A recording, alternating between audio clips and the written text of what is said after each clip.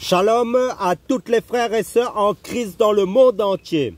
Je me présente le frère CL de l'île de la Réunion pour les nouvelles personnes qui se connecteront à la chaîne. Soyez les bienvenus au nom du Seigneur Jésus-Christ.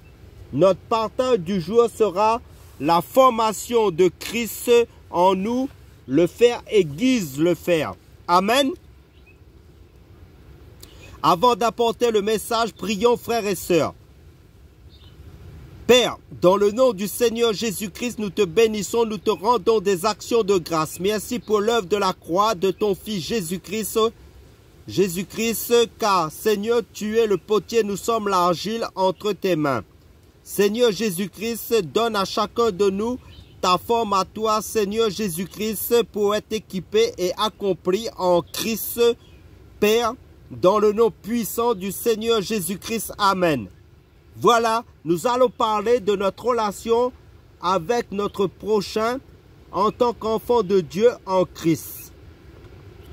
Avec les autres personnes que nous côtoyons chaque jour de notre vie au quotidien, que ce soit sur le plan familial, sur le plan professionnel, sur le plan social, que ce soit sur le plan spirituel dans l'assemblée locale, de l'assemblée chrétienne, la communion chrétienne entre frères et sœurs en Christ. Ma Bible me dit dans le livre de Romains chapitre 8 verset 28 plutôt, nous savons du reste que toute chose concourt au bien de ceux qui aiment Dieu, de ceux qui sont appelés selon son dessein. Amen.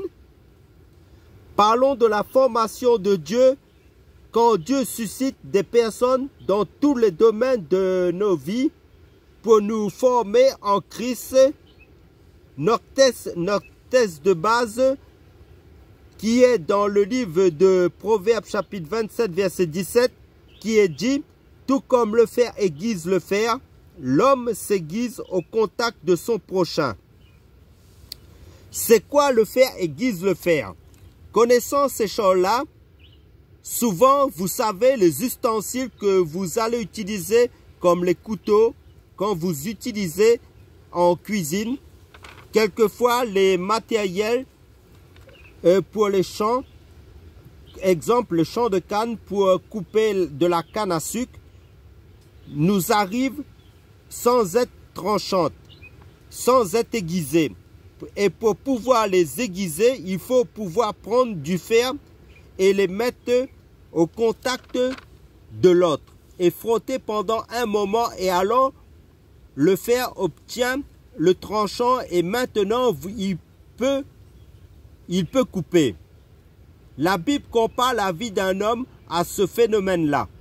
La Bible dit le fer aiguise le fer. L'homme s'aiguise au contact d'un autre homme. L'homme s'aiguise au contact de l'autre. Voyez-vous, l'homme ne s'aiguise pas au contact de Dieu, mais au contact des hommes. Mais de Dieu, nous recevons la forme comme une machette. Et Dieu est le créateur, le fabricant. Dieu est celui qui nous a fait. Amen. Tel que tu es. Mais pour que tu puisses atteindre le but, l'objectif pour lequel Dieu t'a envoyé sur la terre, il y a un processus de formation. Vous imaginez une machette qui n'arrive pas à couper? Imaginez quelqu'un qui vient sur la terre pour l'objectif pour lequel que Dieu lui a mis sur la terre et qui n'arrive pas à accomplir le dessein pour lequel Dieu l'a mis sur la terre. Ce n'est pas normal. Mais pour que tu puisses atteindre le but, l'objectif, donc, elle a été créée pour couper la machette. Elle a été créée pour tailler les choses, mais si elle n'est pas aiguisée, elle ne sert à rien. Lorsqu'on va essayer de couper, elle sera émoussée et on aura l'effet escompté.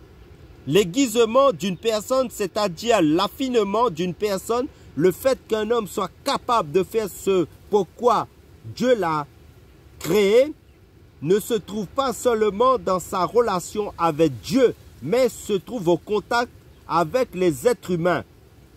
Le type de relation qu'il entretient avec les êtres humains, tel il est très bien d'avoir une communion avec le Seigneur. Il faut même la développer davantage. Mais il ne faut pas sous-estimer le contact avec les autres personnes. Dommage, quelquefois, des chrétiens qui disent il y a tellement de problèmes dans les églises, il ne faut pas venir à l'église. Et rester simplement dans ma communion avec le Seigneur Jésus. Ça, c'est très bien. La communion avec Dieu va vous donner la forme que vous devez avoir. Mais pour que vous atteigniez le but pour lequel Dieu vous a créé, pour que tu puisses être efficace, pour que tu puisses tailler avec précision, cela se fera bien sûr au contact des hommes. Rappelez-vous, ce sont les frères de Joseph, en tant que lecteur de la Bible, la méchanceté, le contact avec ses frères qui l'a conduit au lieu de son destin. Ce n'est pas la relation qu'il avait directement avec Dieu. C'était le plan de Dieu que Joseph puisse aller en Égypte. Mais il y est allé par,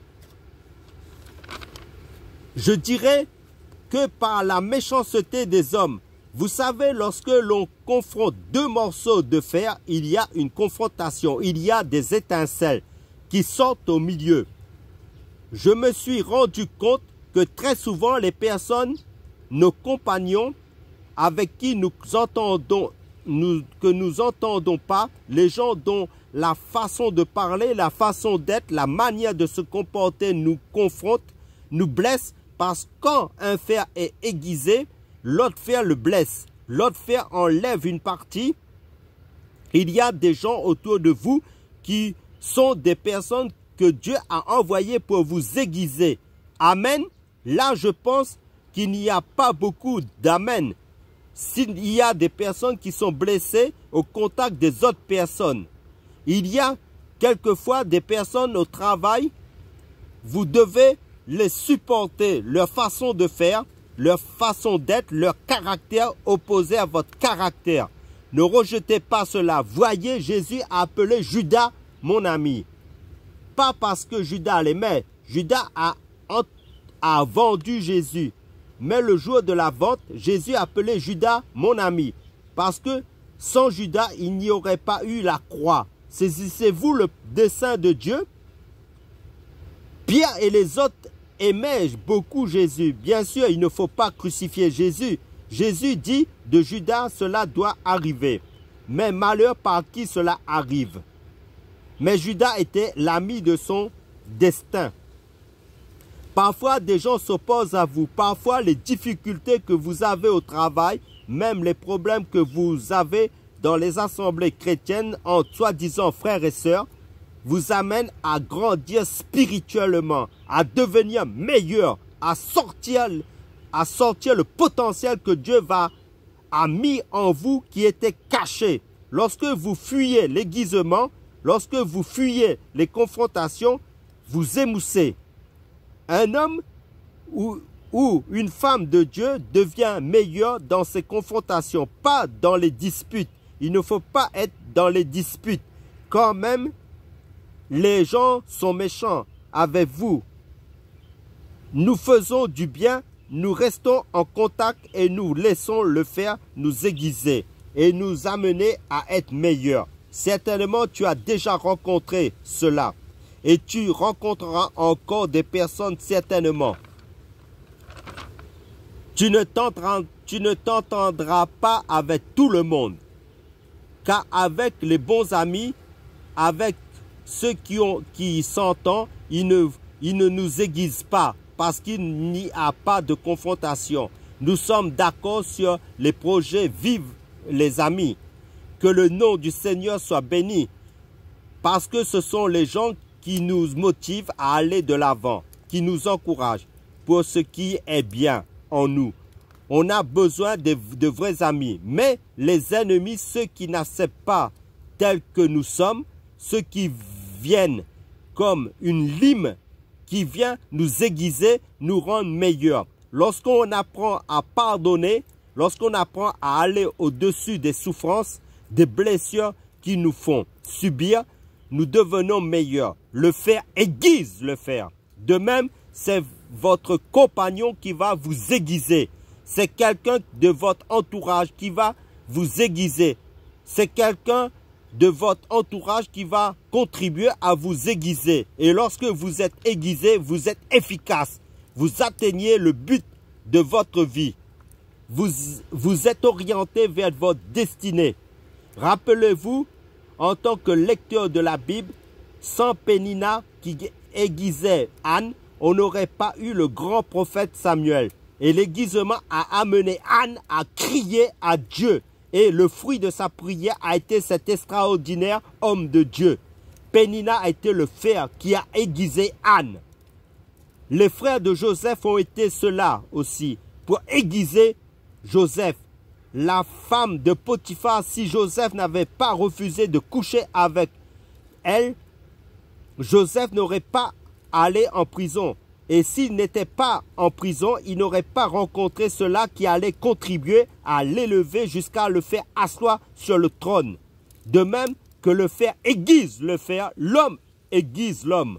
Alors soyez dans le discernement selon les diverses situations et les divers gens que Dieu met devant vous, bons ou mauvais.